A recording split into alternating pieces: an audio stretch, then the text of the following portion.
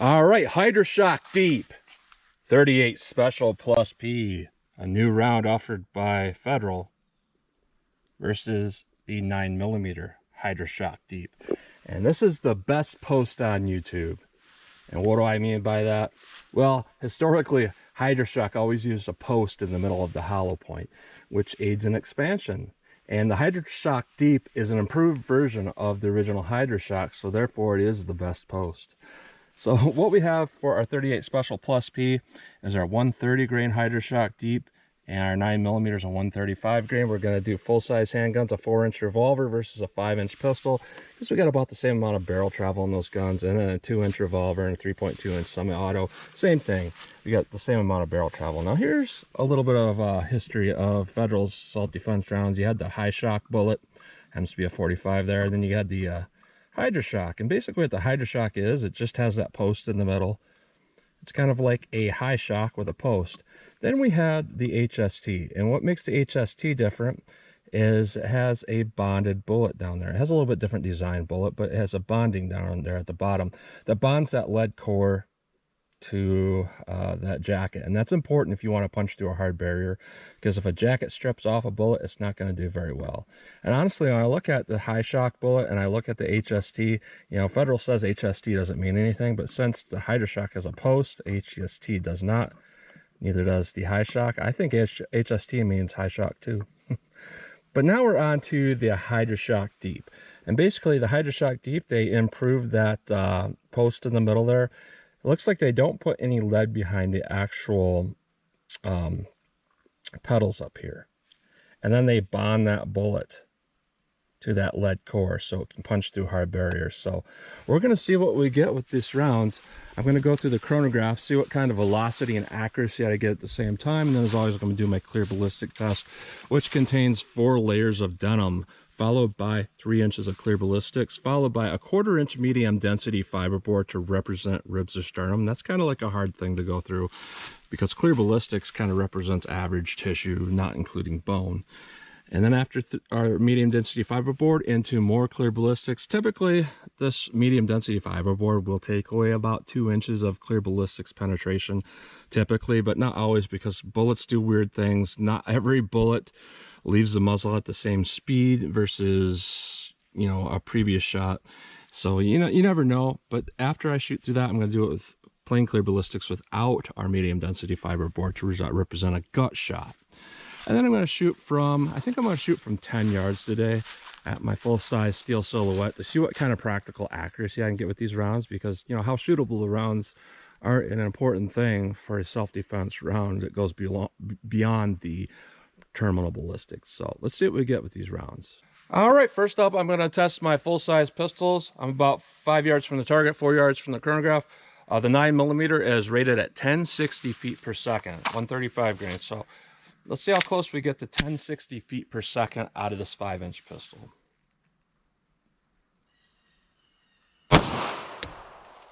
$10.95, $10.92, $10.72, $10.92, $10.86, and I'll have to say that's some of the lowest recoil I've ever felt with 9mm. That's really low. All right, 38 Special. This is rated at 900 feet per second. So let's see how close we get to 900 feet per second out of this 4-inch revolver. 952. 925. 925. 929. 942. That's relatively consistent. Let's move on to our short barrels and see what we get. All right, short barrels. Let's see what we get with our 9mm. How close we get to 1060 out of this 3.2-inch barrel. 1028. 1023. 1026. 1000. 1032. So not a lot of velocity loss versus the 5-inch barrel. And again, it's comfortable to shoot this. Most ammo is not comfortable shooting that gun. So we have a lower recoil. Next up, we have our snub nose. Let's see what we get with this. How close we get to 900 feet per second. 845. 839.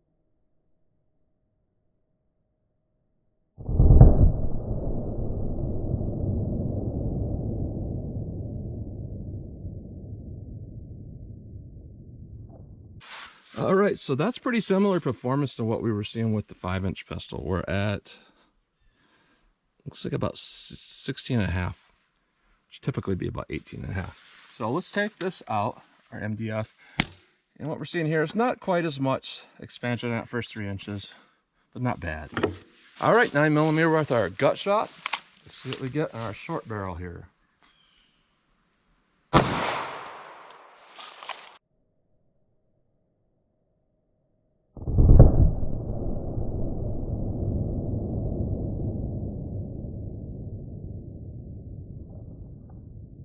So we got less penetration. A damage path only goes to about 16 inches even, which is pretty interesting. However, if you've seen any of my videos, my testing protocol is kind of hard to beat. I mean, it's hard to get the bullet to expand in it, is what I mean. And a lot of rounds fail to expand a 9mm through this short barrel, and this is doing well. So this is doing better than most 9mm rounds do in that short barrel. So let's see how our 38 Special does. All right, 38 Special through our MDF. Let's see how this does.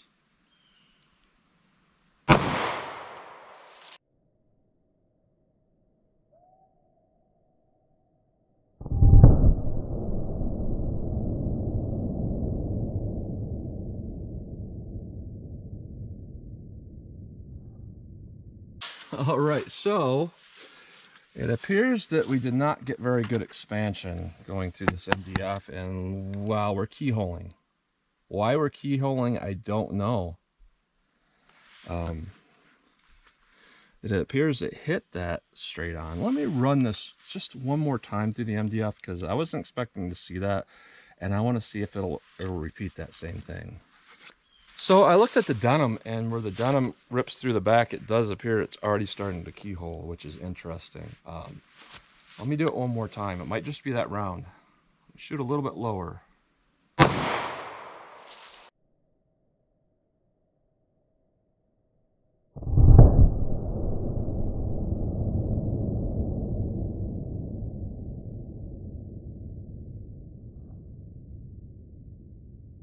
And we have the same penetration, so at least we have consistency with that.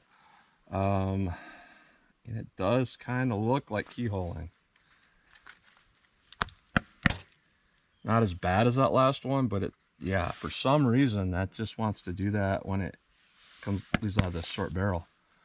Which is not necessarily a bad thing, as long as it's accurate up to a point, because keyholing hits will do a lot of damage.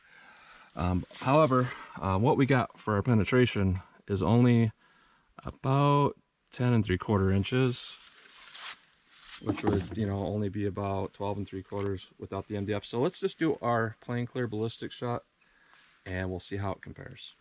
All right, plain clear ballistics, just our gut shot. Let's see how our 38 does.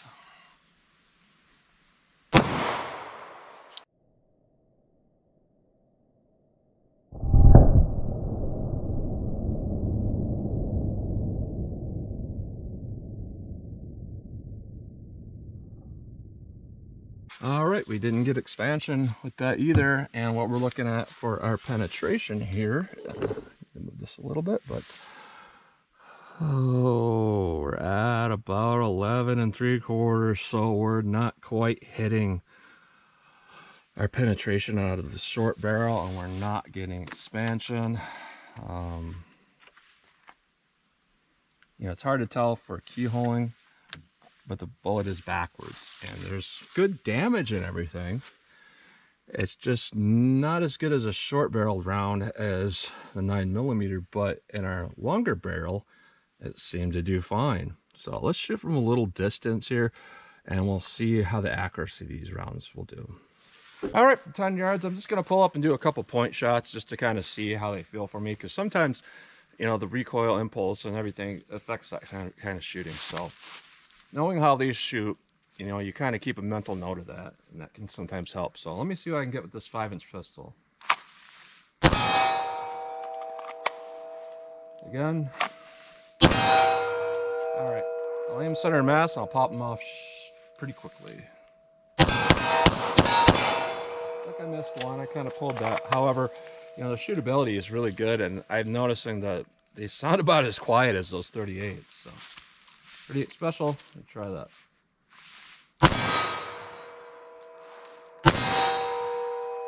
Faster. All right, so excellent round for a 4-inch barrel. Not so much for that 2-inch so far. Let's see how our accuracy does with our shorter barrels. All right, same thing with the short barrels from 10 yards. Let's see what I can get here. Oh, take the safety off.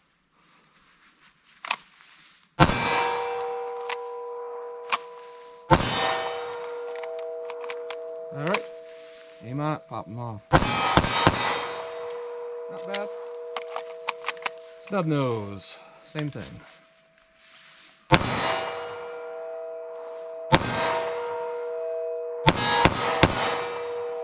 Seems relatively accurate, and I don't really see anything that would indicate keyholing at this point at 10 yards. Let me back up to 25 yards and we'll test these rounds again. All right, 25 yards. I'm actually going to do my short barrels first because I want to see how this 38 Special does from 25 yards. So I'll aim center mass, shoot slow, and see if I get good accuracy.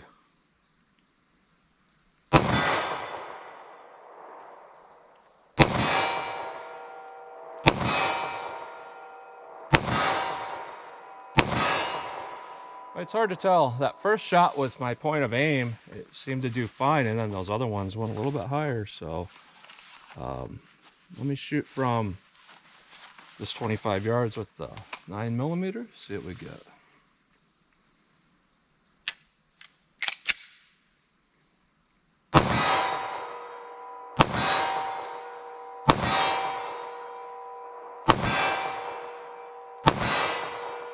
So they do shoot a little low for me. Let me try the longer barrels. All right, longer barrels. I'm gonna go for some headshots with these pistols, or longer barrel guns, I mean. See if I get a headshot with this 9mm.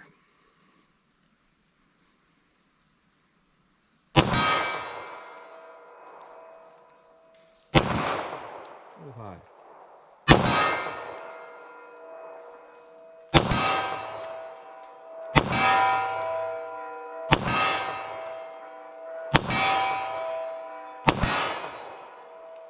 All right.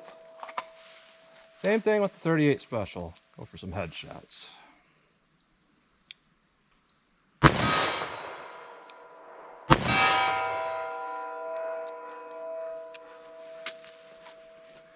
Not sure if that's where I'm hitting. No, I'm hitting something.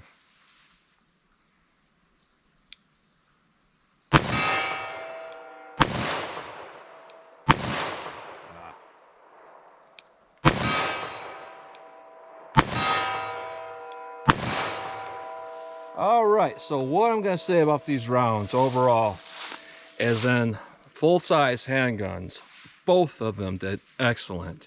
If we take that performance and those full-size handguns, both are equally well.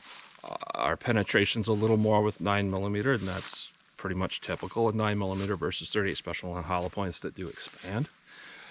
Now in our short barrel here, not particularly a good round for that snub nose.